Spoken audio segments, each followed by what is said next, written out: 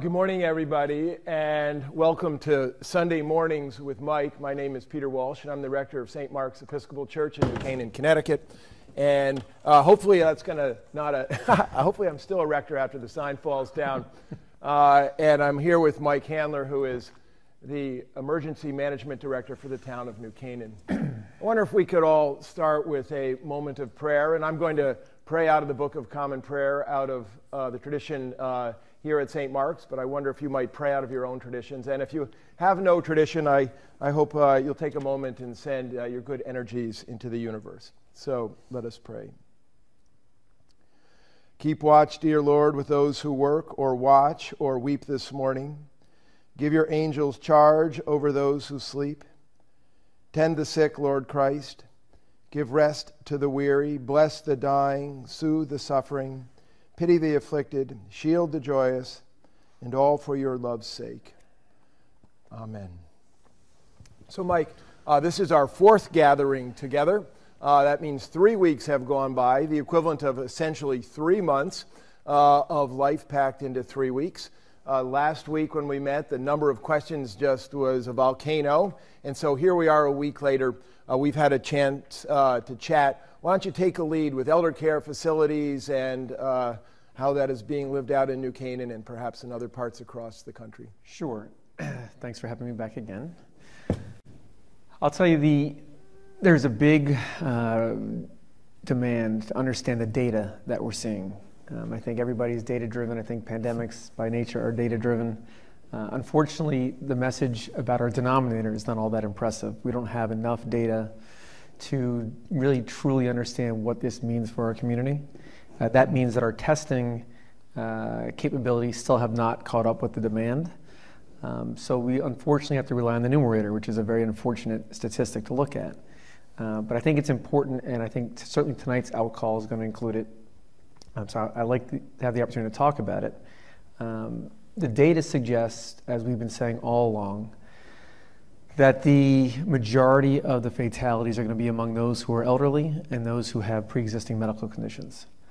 And that is, there's some really troubling statistics that we can talk about, and there's some broader generalizations we can pull away from that data. So it's not a surprise, should not be a surprise to anybody, that Waveney Care Center has had its fair share of infection and fatalities. Sadly, they've lost 5 members of their community. There are a total of 18 either confirmed or presumed confirmed cases, including those 5. So when we talk about positives, we're talking about all positives. The fatalities are not added on top of the positives. So a total of 18 people, souls at Waveney Care Center, whether they be staff members or their residents, have tested positive or presumed to have tested positive. Of those 18, 5 have passed. This should not be a surprise. The positive to draw from this is that it highlights why we've done what we've done in our community. The only thing that separates Waveney Care Center from the rest of our community is the fact that they share some common services. They share healthcare, nurses, and staff members. They share meals. They share delivery of meals from people that are going from one room to the next. And they may share ventilation. So there's, the whole idea of isolating the community down is because we know that this impact would have been felt throughout the entire community. So that's the good news is we're seeing it predominantly in, congregate living facilities. So we're seeing it at Silver Hill also, for example. We've got, I want to say either 5 or 6 presumed or confirmed positives. Again, a couple nurses, a physician, and 1 resident. It's not uncommon, and that should be a message to the rest of the community. This is why we are self-isolating, because if we do not self-isolate, that phenomenon would be throughout the entire community. And we've got a significant elderly population in town that we've always been trying to protect. I think we've said this, since the first time we first sat down. This is not meant, thankfully, the data does not suggest that this is going to disproportionately affect the younger population. That's a good thing.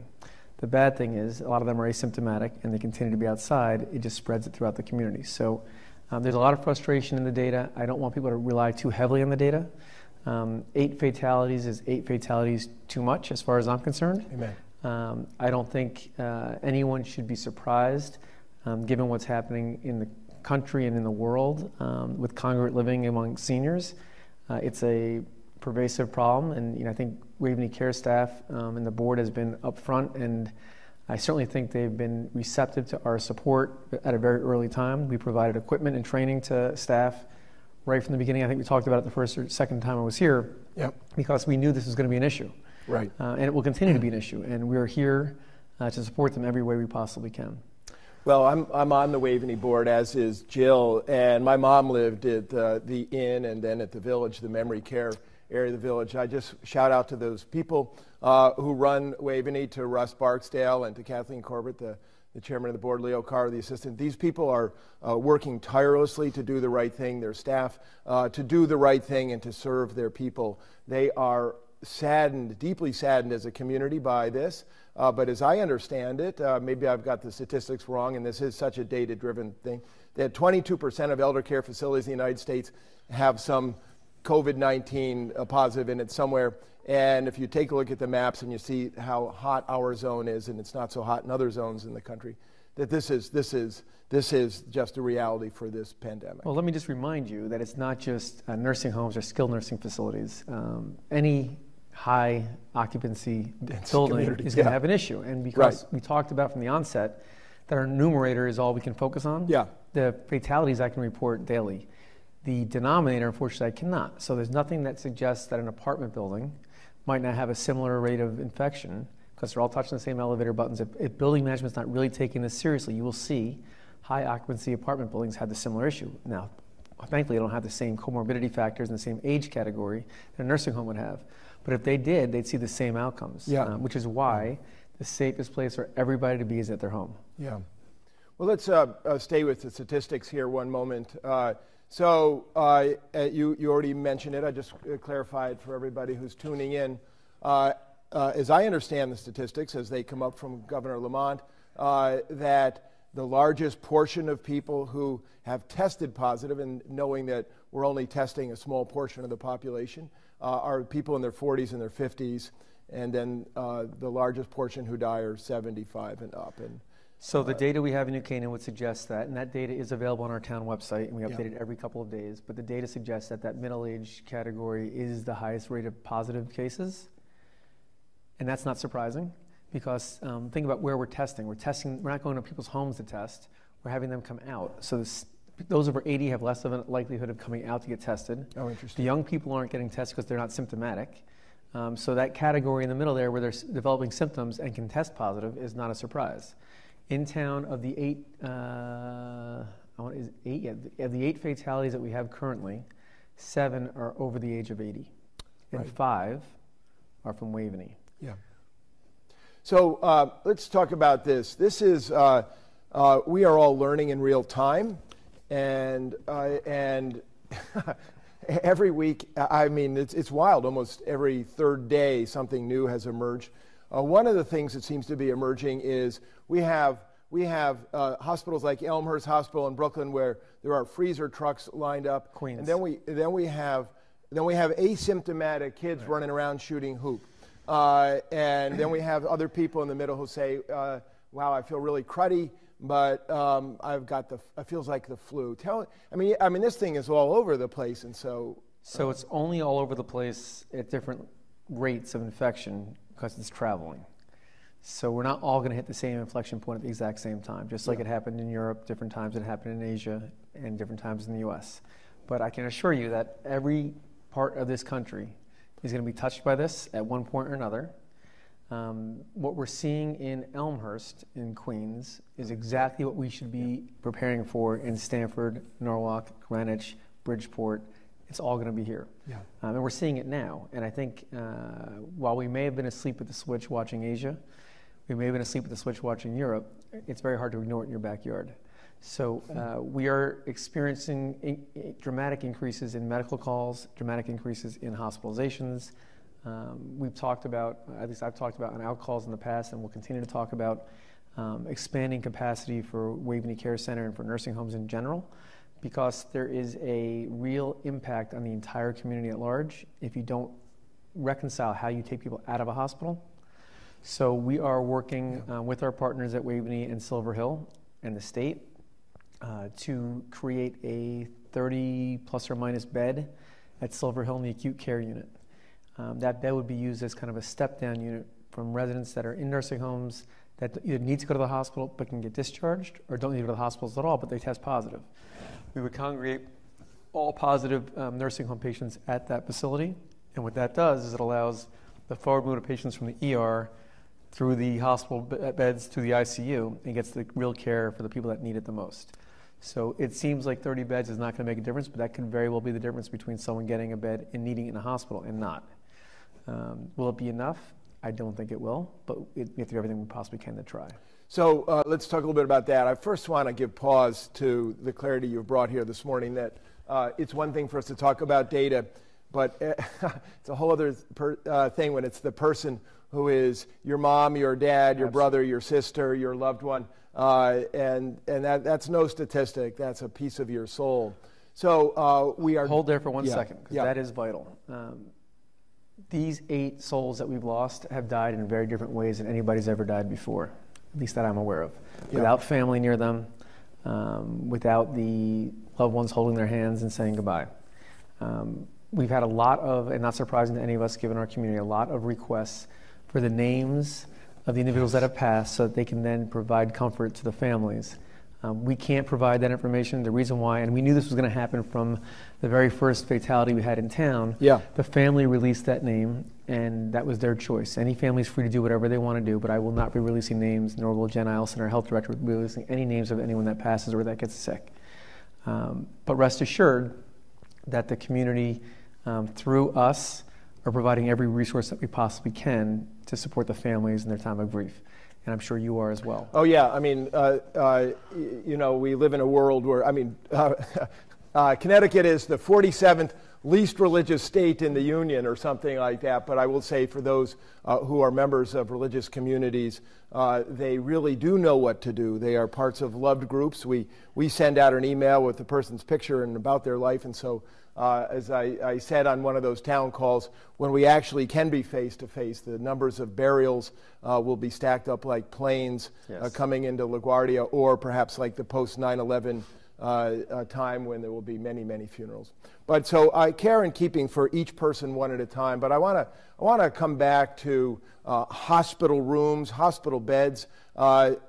Recently, one of our online periodicals had, on Friday, it said, next CT next corona hotspot : White House says. Well, I mean, we talk about that every Sunday morning. We all know about that. This is your life, about the hotspot that we are here in Fairfield County. You spoke on the call the other day about the number of, are there enough hospital rooms, enough hospital beds? And on Friday afternoon, Governor Lamont, during his talk, put up a graph about the surge and the expected surge in Connecticut, the expected surge for Fairfield County. And I think somebody did the dating that it was April 26th, the week of April 26th, or something like that. Any comment about surge, Fairfield County, and hospital beds? So there's a lot of focus on the date, the inflection point by which we will max out in terms of the demand on our hospitals. And then by definition, if that's the surge and that's the peak, every day after that should be a decline. Unfortunately, I fully predict that we will be above our capacity to supply a appropriate care bed long before we hit the peak. So I'm less concerned about the peak. I think from the very beginning we've identified this as being a major issue. I can tell you some good news though. So we've been talking about this for a month, but we're finally seeing, yesterday was the first day that the state actually sent the National Guard to do what we've been talking about for over a month, which was to explore the prior hospital at Stanford Hospital's campus, the old hospital, to be utilized as extra capacity and surge capacity for the hospital. Very smart idea. Would have liked to have done it a month ago, so we could have focused on other things, but we are now, I hope, getting serious about increasing surge capacity at all of our hospitals. There isn't a hospital in the area that is not experiencing demand beyond their capacity in their ICUs. They've all had to expand to different floors and add different ICUs, which is standard, but at some point they'll run out of the equipment to actually support and staff that. Yeah. There's still a very dire need for ventilators and respiratory therapists and people to support and care for the people on the ventilators. One of the statistics that we know more about today than we've known 2 or 3 weeks ago is that the average age of people on ventilators, I've heard statistics that nationwide that 80% of, and I don't want to quote the source, I don't recall where it came from, but just rough numbers, 8 out of 10 people on ventilators do not come off ventilators successfully. That's a very, very difficult statistic, but that's not the only statistic that matters. And quite frankly, our experience has been 0 for 7 or 8 right now in town. So that certainly supports a very dire outcome if you go on a ventilator. But what's really telling and what should be concerning to everybody is that the length of time that you're on a ventilator before you pass is 12, 13 days. And that is dramatic because it limits the amount of ventilators we're going to have. So I think the good news we should focus on is that we are getting serious about ramping up capacity. If there's a negative in all this, it's that there's going to be limited capacity in who gets on a ventilator and who does not. Very, very, very tough decisions. And I personally, I think I mentioned last time, as a first responder, there's nothing worse than having to make those kind of difficult decisions.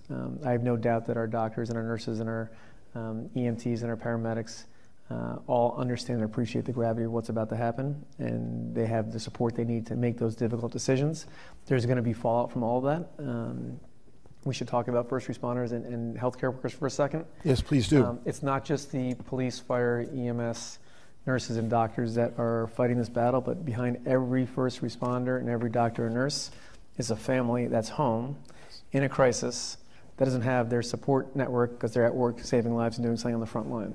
Yes. So in New Canaan, I can tell you that we will support the families of every first responder. We will have shelters, if necessary, for all those first responders that don't want to go home and infect their families. Whatever we can do, but it's not just the 45 police officers, the 45 firefighters, and the 45 EMTs that work in Canaan EMS. It's all their families behind them that are allowing them and affording them the opportunity to provide for us instead of them. And I can tell you, having been one, every family needs that rock at home, and they're not there. So we should, again, think about the collective group that is stepping forward to help all of us. Well, thank you for that. Amen to everything you're saying. This gets into these questions of mental health, staying at home with bad news and no foreseeable end, as it was portrayed to me recently, and then these families who are sacrificing. Many of these workers have a sense of calling toward this, that they're the type that when the building's on fire, they don't run out, they run in. That's right. And we as a community are incredibly grateful to all of these people, doctors, nurses, ambulance people. Cleaning staff of hospitals. Yeah. This is going to affect everybody in a very dramatic way. Yeah. So to switch gears, amen, full period there and stop. Switch gears here for a moment. Other things coming out this past week are the CDC, gloves, face masks, rippling waters around who's doing it, who's not doing it. What do you make of all that? So let's talk about masks for a second. I think, like the rest of the community, we watched Asia for years in high occupancy cities wearing masks wherever they go. And I think many of us have laughed and shrugged it off, saying, what's wrong with them? Why are they doing that? They may be onto something. It's not something that we see commonly in the United States. I suspect that it will be something that we see in the near future. I want to talk about what it means right this minute. There are communities in Connecticut that have distributed face masks to their residents. I find that reckless, and I'll tell you why. Number one, it is diverting supplies that are greatly needed in the medical community first. Number two, it just is you may as well come out and just flatly admit that you're unable to actually do what your responsibility is to quarantine and keep people isolated at home. You would not need a face mask if you're staying home in your house. So the message should not be, here's a face mask, you're free to go around because you're protected now with some 2 by or 3 by 5 square piece of fabric. It should be, you need to be home right now. At some point in the future, when we do have the ability to test for antibodies presence in people, and we can restart the economy, that may very well be the appropriate tactic to take. But you will not see New Canaan giving out face masks en masse to the population, because A, we need them, and B, it gives you a false sense that you actually should be outside of your home. So any community that's giving out face masks right now is asking for trouble. There will be a point in time, and that's just my opinion, there's a point in time where that may come, but I don't see the value in doing that today. Okay, very interesting, very interesting. Jill, I want to go to the phones, as they say earlier this week, because there's been so many questions. What do you have? So continuing on that question about face masks, I'll just say that the commentary from the CDC is that the face mask isn't there to protect you. It's to protect other people from you if you're wearing one in the community. And if you're going to the grocery store, I understand that. Our hope was not that people go to the grocery store. Our hope was to bring the food to them. People still want to get out. While we're on the topic, we should say this is not a family outing to the grocery store. I've asked before and I will ask again. If you need to get essential supplies, send one person from the family, if you're able to, one person from the family out to get it, keep everybody else at home. Because what happens is we see, two families walk into the grocery store, haven't seen each other for a month, and they immediately run towards each other and the kids start talking. It's exactly what we don't want to be seeing. And by and large, most people are appreciating that and abiding by it, but that might be the only place where a mask may be value. Giving out masks to everybody so they can actually just go to the parks and walk around is kind of a futile effort. But you're right, the mask is meant, again, not to protect, me from you, it's, or vice versa. It doesn't protect you, it protects me from getting sick from you. Exactly. Okay, so speaking about going out and walking around, I think people now have the message that the parks and the fields are all closed in town, but we also acknowledge the importance of getting outside and getting fresh air and exercise to the extent possible during a pandemic. Any recommendations about how to do that safely around New Canaan? Yes. Good news is people are listening, and the parks have seen very little activity, which is good, and I want to thank the community for listening. It's not surprising on nice days people will be out walking. I've had a lot of suggestions, some of them good, about making streets one-way walking versus the other, so you're not walking, crossing paths with people as you're walking. If there were an easy way to do that, I probably would entertain the idea, but it's not easily done. But, if people want to figure out how to get South Avenue to be one direction going towards Saks and one direction coming back towards downtown, that would be great. I think it's worth noting that on nice days, there will be a lot of people out walking in the streets. Please drive carefully. There's no reason why we're in a rush to go anywhere. Everything's closed, so we should all take it easy and just be mindful that there's a lot of people on the roads. I don't think, people have asked me if the unintended consequence of closing the parks puts people on the streets. The odds of running into people that as you're walking on a street is less than if you're going to the parks and everyone plans to be at the park at the same time. The idea here is you should be home. So my first preference is you should be home, walk around your house, get activity outside on your property if you're able to. If not, just be mindful that you should still be 6 feet away from people. You should not be stopping to talk to people as you're walking. Questions about transmission, and I'll just kind of give them all to you at once, and then you can answer them. So, increasing evidence that the droplets stay airborne longer than people thought. So, is there concern about, for instance, the virus getting in your eyes without you rubbing them? And what about transmission on boxes, mail, grocery packaging, all of that? So I can tell you what we've done in my house. So packages that come in, we will wear, we have latex gloves that we have. They're usually not used in the healthcare setting because they have latex in them. But we will make sure that we open packages, the outer wrappings of packages with gloves on, and discard the boxes outside. If it's mail that you don't have to open, and by the way, I never really understood why the mail still exists. Nothing ever comes in the mail that I need. But my suggestion would be if you see mail that's critical, then open it carefully. Try not to handle the outside of the envelope, but you don't have to be fearful that it's in your house. The evidence that the virus is airborne longer, there's a lot of misinformation going around about how long this survives in the air. Personally, my biggest concern with aerosolized COVID-19 comes to the healthcare community and the paramedics and the EMTs that are intubating patients potentially. That's where it becomes really critical. So invasive airway management, you are face-to-face and upfront and personal with aerosolized COVID-19, which is why they need the heaviest equipment. So anesthesiologists who are leading the intubation teams in the hospitals, medics in the field, they need to have full protection. And we have it in our field here. The hospitals, we've been providing to them as well. So that should be taken care of. As far as how long the virus lasts on surfaces, I don't know anything more than you, this is where your disclaimer should come out, but I don't know anything more than you do in terms of what you're reading. I know the cruise ship, the Diamond Princess, they discovered the virus present on hard surfaces 17 days after they evacuated the ship. That's way too long. So it is. I'm not sure what you would do differently if you knew that. Just clean hard surfaces, use a good alcohol-based hand sanitizer, wash your hands for 20 seconds with soap and water. That seems to be the best treatment. And just be thoughtful and be mindful that you're touching things and then touching your face. That's not a good practice to be in. Anybody, you should look in the mirror. It's very hard not to touch your face. Oh, we all know that. It is really one of the hardest things to do, but yet that is what prevents you from getting infected sometimes. So be mindful of it and just try to limit your exposure to the outside. Well, now that all of us are on Zoom, we're all watching ourselves touch our face. It's very true. It's just really, really brutal. Jill? Okay, there's so many questions. I'm just trying to get the ones that'll answer for the most people. I heard some conversation about this on the 4 o'clock call, but I think it'd be good for a broader audience to hear. What's the criteria or requirements to lift the current restrictions and have people go back to work or school? And how do you even begin to think about it? Wow. So jumpstarting the economy is on everybody's mind. It might not be on the healthcare workers' minds this moment, but it will be at some point.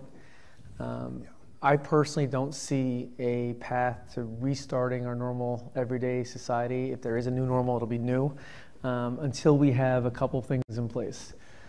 A vaccine would be nice, but that's probably a year away, give or take a couple months. I think a successful antiviral regimen for those who get infected that are in dire shape on a ventilator would be nice, but I think it's really going to come down to testing.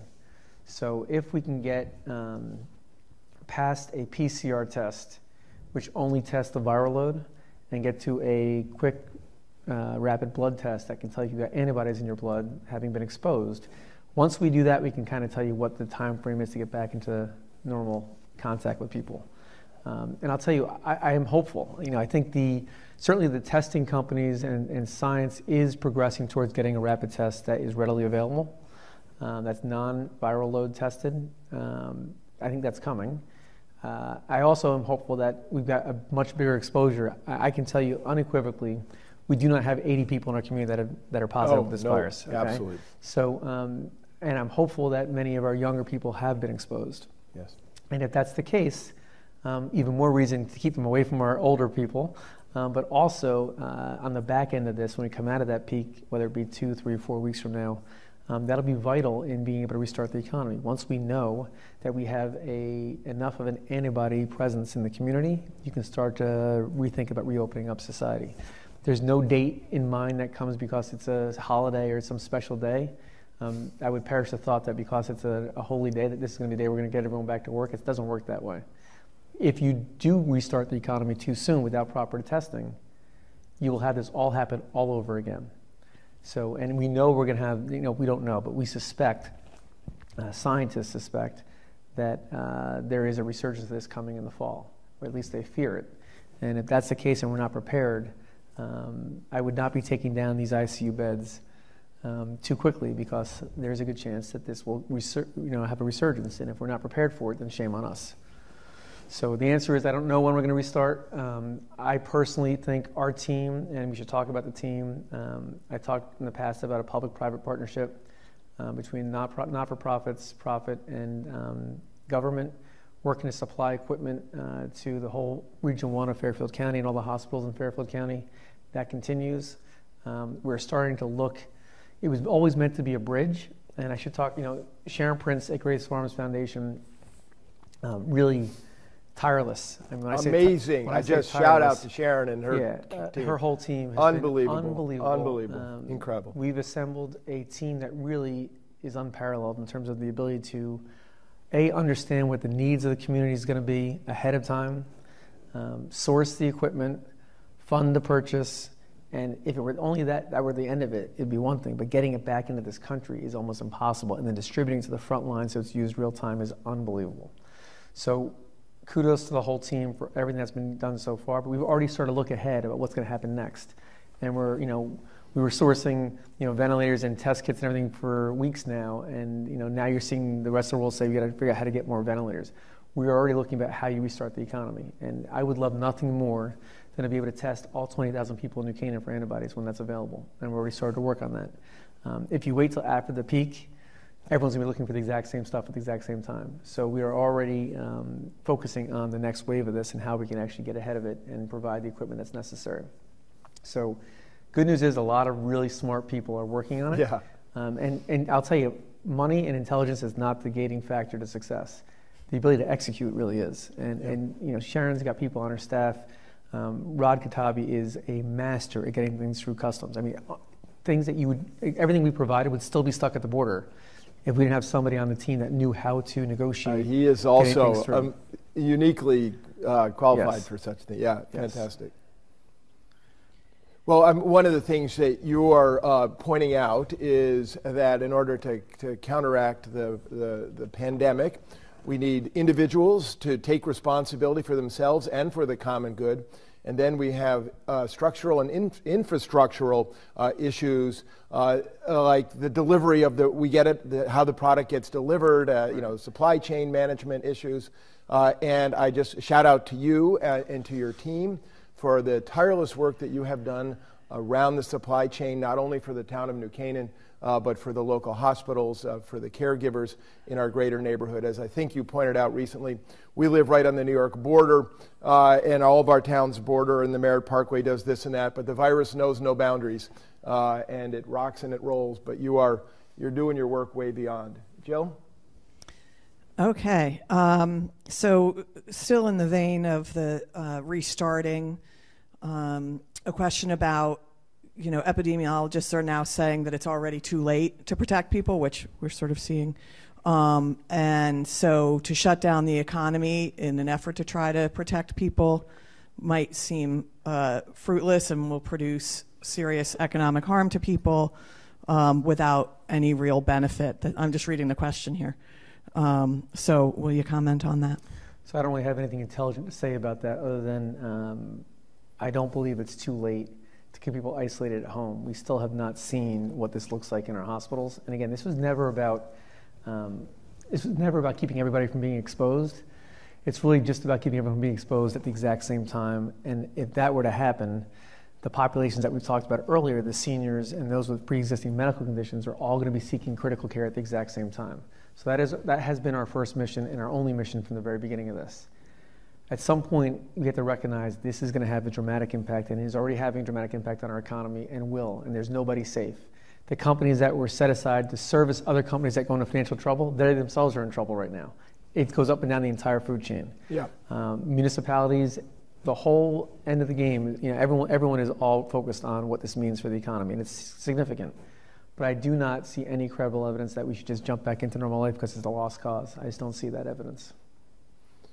And not only that, that would cause, as you said, maybe a further and wilder economic ripple too, if I understand what the economists are saying here. I subscribe to the theory that the most draconian and drastic measures we can take as quickly as possible, the sooner we have a chance of getting out this on the back end. And what people need to recognize is that this is going to be a long-term change of the way we live our lives. It doesn't have to be this way forever, but it's going to be this way for a little bit. And again, the death by 1,000 cuts is just constantly adding more restrictions is what's painful. We should just shut everything down, day one. And I think, and I don't know for sure, but I suspect we've been a little bit better off than we are right now, but we are where we are. Yeah, this is something that's a popular conversation in our household. Two of our kids have lived in, or visited and lived in China for periods, and the mindset of the population of China and the mindset of the population of the United States, these are different mindsets and governmental models, and not to go down that, but conversation about what is the federal government capable of doing, these things. Right now we have a little bit of a catch as catch can, state by state, local municipality by municipality, but I don't Nobody, I think, that I know is willing to live under the same restrictions that China is able to enforce on its citizens. They have the ability to quarantine using cell phone data to see who is and who's not abiding by quarantine. I'm not sure that would fly very well in the United States. That's not what I fault the federal government for. The whole effort with Sharon and Grace Farms that we've been undertaking for the last month, spending millions of dollars to acquire equipment, should never have been in business in the first place. There should never have been a need for that. And in my opinion, if it weren't saving lives right here, it's counterproductive to the global good. Because what it really does is, and this is solely on the hands of the federal government, they have created competition among all the states and all the groups that are looking to do good for the exact same scarce good. Right. And what should have happened day one, and I assure you this will never happen again. I say that because I'm hopeful and I'm optimistic about us learning from our mistakes. But we should have federalized and nationalized the entire supply chain right from the very beginning. And the message should have gone out to anybody and everybody who has equipment that is needed on the front lines in healthcare to save lives in this pandemic is now property of the federal government. Eminent domain is a function that you have under a state of emergency that they should have exercised right from the beginning. And I'll give you an example. The CEO of 3M, who is front and center in this whole discussion because 3M is the manufacturer of most of the masks that the healthcare workers need in order to stay protected from COVID-19. They've been supplying to the healthcare industry and construction industries for years. Every painter, every person that's sawing wood is always wearing a 3M mask. The CEO of 3M has come out and said that they're not looking to take advantage of anybody during this pandemic. They've never raised the price of the masks, even throughout the demand, skyrocketing. Disingenuous at best, because the fact of the matter is GM doesn't sell to anybody. 3M doesn't sell to anybody. 3M sells to distributors, and they sell to the hospitals and to the healthcare workers, and they're free to charge whatever they want. So you're seeing the same mask that cost 95 cents a mask prior to COVID-19 becoming a pandemic, going for upwards of $12 a mask now. Oh, wow. And that is, it should be criminal, and it is, but it should be enforceable, and we should be seizing that equipment and distributing it where it needs to go. Instead, it's got honest, hardworking people that are buying it solely to donate to the front lines, bidding against other people doing the exact same thing.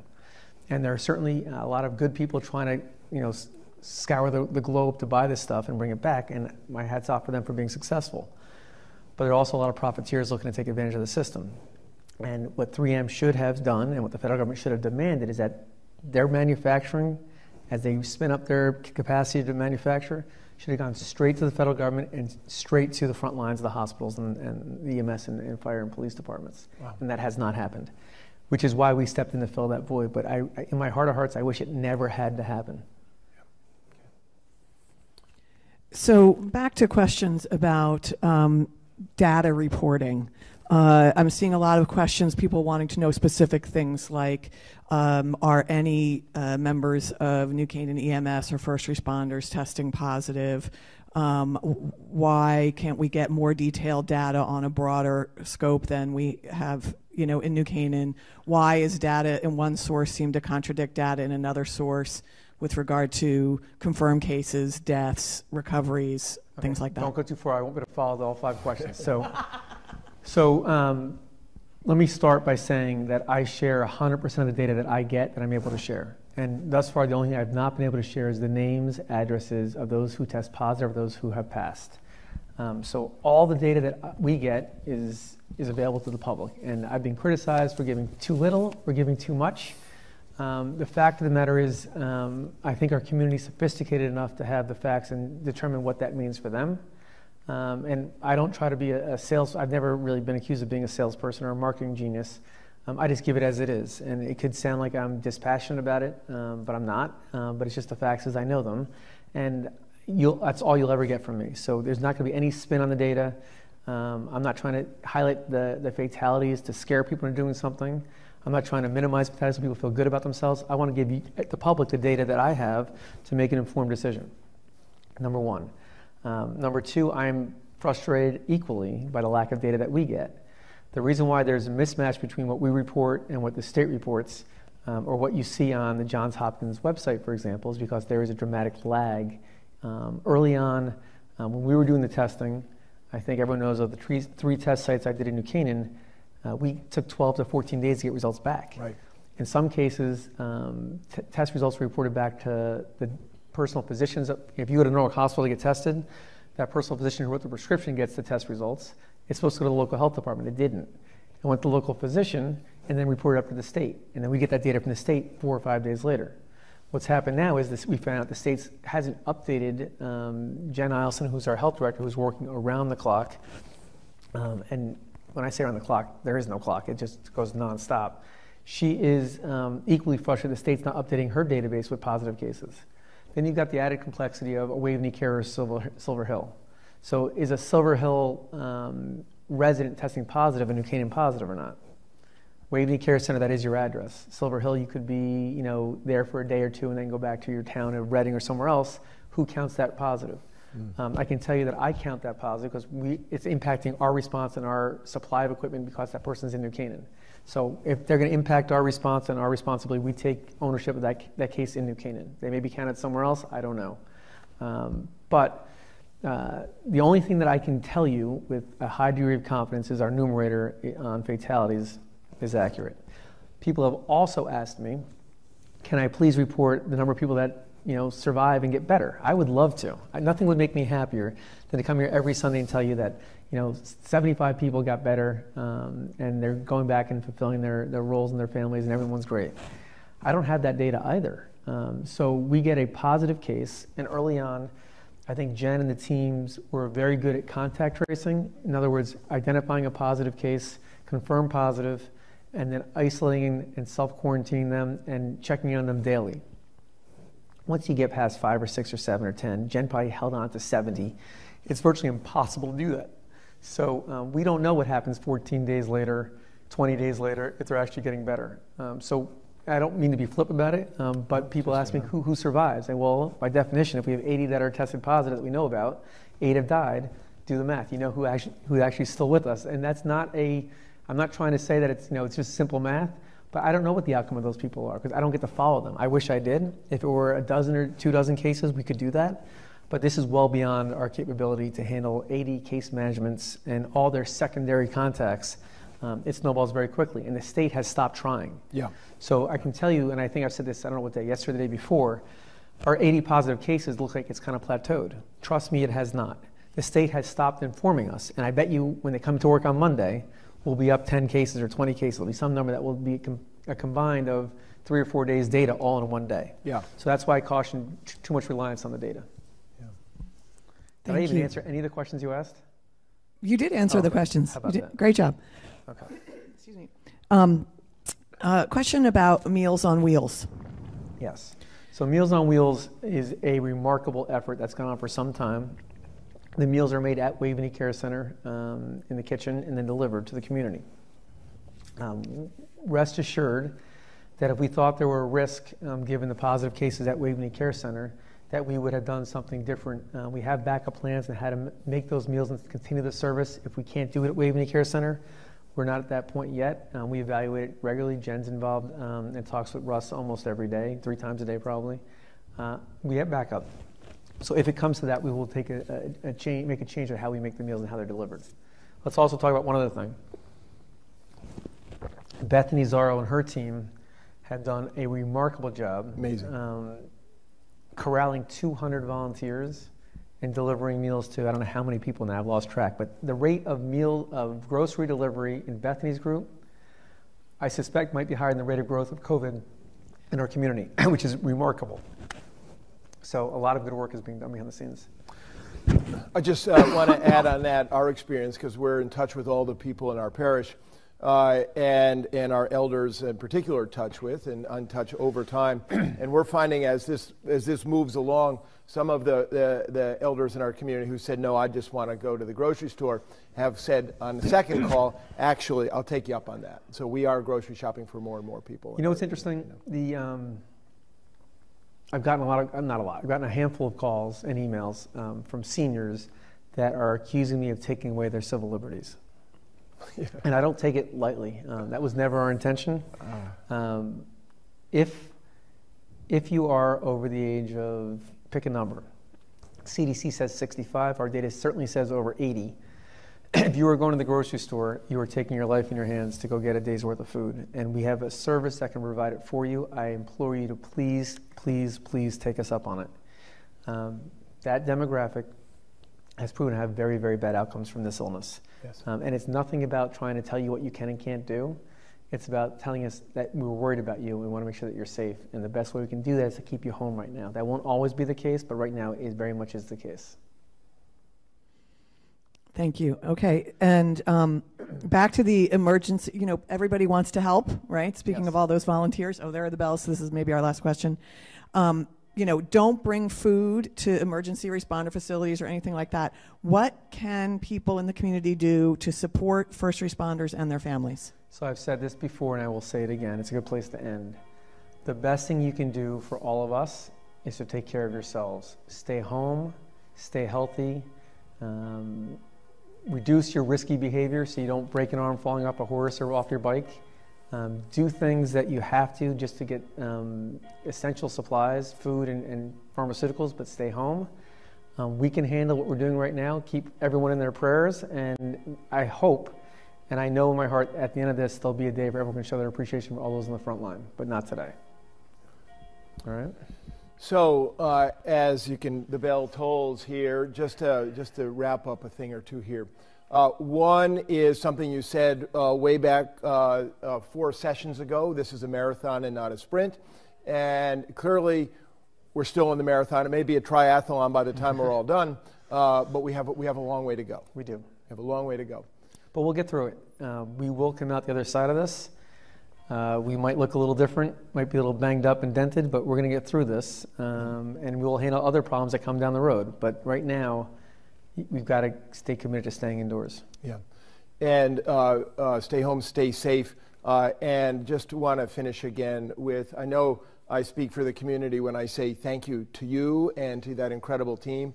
Kevin Moynihan at the top of it and all that you're referring to. I'm sorry, I don't want to name names because I'm going to start to leave people out, but incredible work, and we as a community are grateful.